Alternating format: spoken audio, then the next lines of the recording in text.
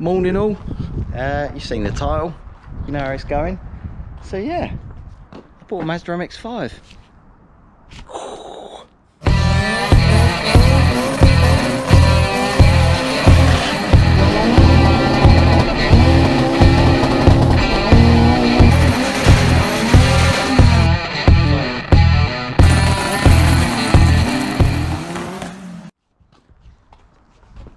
So I wasn't really in the market for a Mazda mx-5 as such. I was just at work one day and this came in on a breakdown truck. To give you the summary of it, the customer had owned it for years and years and years. We MOT'd it and failed it on rot. They sent it away to a body shop. They had all new rear arches welded in. They had it filled, painted. All right, you can tell it's probably got a bit too much filler there, but it cost them £1,600 to have all the welding done on this car. They also had it undersealed as well. They got it MOT'd, they did about 100 miles in it, and they left it on the driveway. Then when they tried bringing it in for the MOT a year later, it wouldn't start. So they had it recovered to us, and we diagnosed the fuel pump, but the customer was like, yeah, enough's enough. And they sold it really cheap, like really cheap, like scrap money kind of cheap. And it's really low mileage as well. It's done like 65,900 miles, so like 66,000 miles, something like that. It's all right. It's probably due a timing belt and stuff like that, but don't really know what the plan is. Well, I kind of got an idea what the plan is, but we'll see how it pans out. See, depends how enthusiastic I'm feeling. It's got plenty of you know, the lacquer peel and dry paint, but you know, what do you want for scrap money?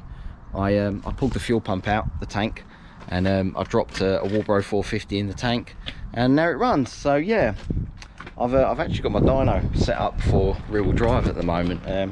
I mapped a Mark II Escort this morning. It did all right.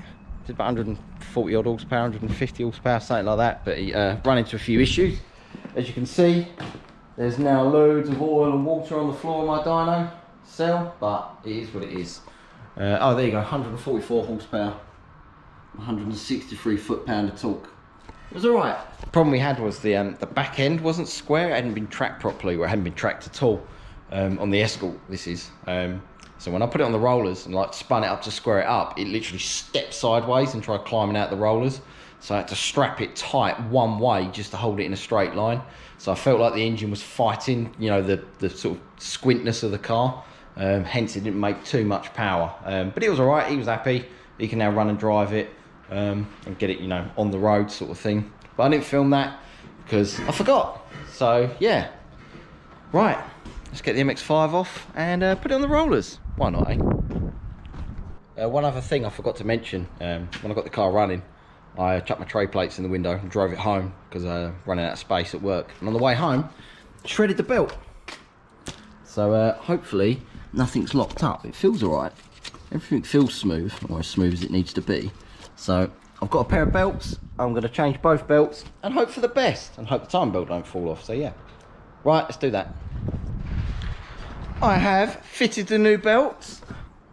It took a bit longer than I expected, purely for the sake that I'd ordered the wrong size. But I hadn't ordered the wrong size belt. I gave them the reg and they gave me the wrong size belt. It was like 60mm too short, which was really annoying. So I had to pop out and get one. But yeah, it's all good. I've changed both belts just out of precaution. See what it's like.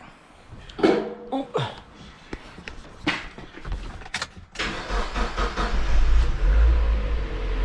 Oh, runs like a dream. No more squeaking, which is handy. Although it only squeaked for a little bit till the belt fell off. Right, back it on the dyno, strap it down, shut the door, move Ginge, and see what power it makes. Yeah. Oh, excuse me. Got the Mazda on the dyno, changed the belts as you see. Got the cooling fan in front. I have a fan up there blowing nice fresh air in. I've got two big fans at the back dragging air out, and another fan on the floor dragging air out, and that kind of vacs the room out anyway, and you get a lot of fresh air comes under the door and under the side there anyway, for anyone who hasn't seen my dyno cell before. Got it all strapped down, got some side straps on it, got some back straps on it. I don't think it's going to make monstrous power, so I don't need to worry about strapping it down too hard. It's only a standard mx-5. Going to run it up, let it warm up to temperature. Dial the dyno in, get the gear ratio calculator right and stuff like that, and see what power it makes. Yeah.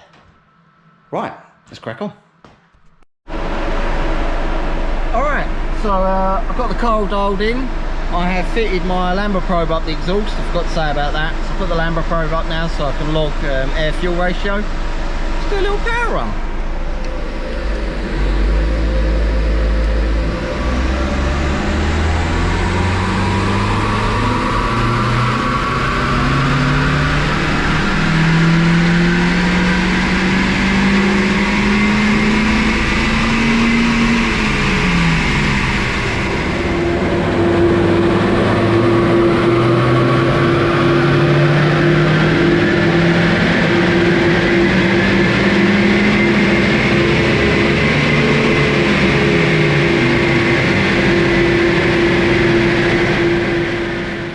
So, as you can see, I've done a few power runs. I wanted to get it as accurate as I can.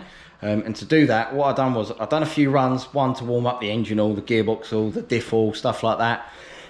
And the tyres. I pumped the tyres up to 40 PSI, because that is what's recommended by Dyno Dynamics when running on this dyno.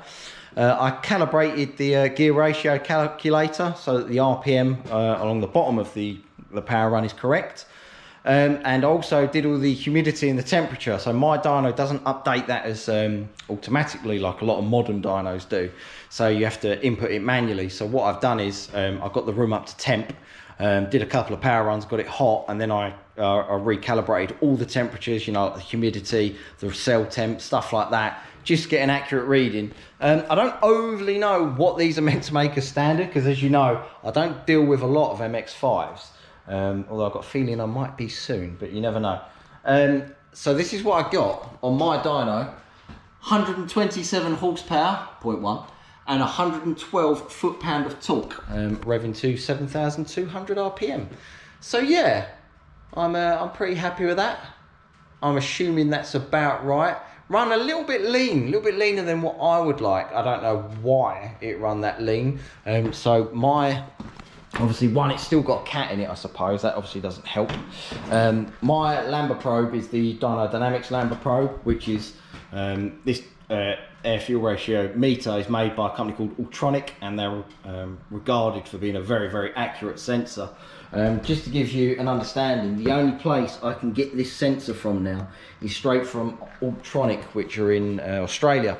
And the sensors cost me, by the time they're delivered here, about £300 each. But they're a very, very accurate sensor, and that's why I like to use them. But yeah, it'd be nice if I had some sort of control over the engine management. I wonder if let's have a play. What I'm gonna do, I'm gonna disconnect the airbox and run it with, hang on. So what I'm going to do is disconnect the airbox, and I'm gonna run it with the bonnet open and this cooling fan under here to try and get some more fresh air under the bonnet, if you know what I mean. Just to see if it adds any more horsepower. I doubt it will. What would be nice is if I could have some sort of control over the standard engine management, some sort of an aftermarket ECU. Let's try the airbox first, and then we'll try something else. So what I've done is I've lifted the airbox lid off away from the air filter, so you've got no restriction of the air filter anymore. I was going to loosen this off and like turn it upside down or over here so I could feed just cold air into it, but the little screw down here it kind of stripped, which was a bit annoying. So I pulled it out of the way, unplugged the air temp sensor, wrapped it around the bonnet prop, and now it'll stay there. I've also re-angled my dyno fan because this top one's got quite a bit of force, so I'm going to blow air towards that. So that upturned airbox. So yeah, bit of fun. See if it makes any more power. This is the things you can get up to when you've got your own dyno. You can play and see what works and what doesn't work. I do feel quite blessed sometimes, but I have worked hard to get it.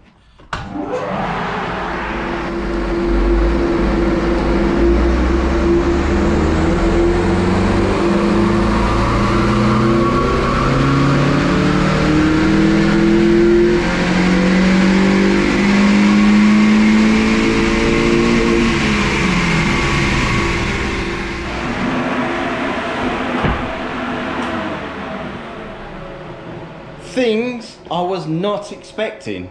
I didn't think lifting an airbox would make the slightest bit. I thought it'd make some difference, but not that much difference. Well, it's not loads, but you know what I mean. New power figure, 132 horsepower, 0.7, and 116 foot-pound of torque on the dot. Look at that. So this is the original power graph, and then the purple one, you can just see, makes a little bit more power everywhere else. I mean, I expected a little bit, but that's pretty cool to now, you know, go past 130 horsepower. That's all right. That's pretty good. I'm happy with that. What do these make as standard? Does anyone know? Do you want to tell me? Just drop a comment. I don't know enough about these. I'm learning. But yeah, good to know that an induction kit does actually help. Or free airflow, you get what I mean. Cool, let's crack on. So like I said, it'd be nice if I had some sort of full control over the engine with like an aftermarket ECU. So let's go for a little drive.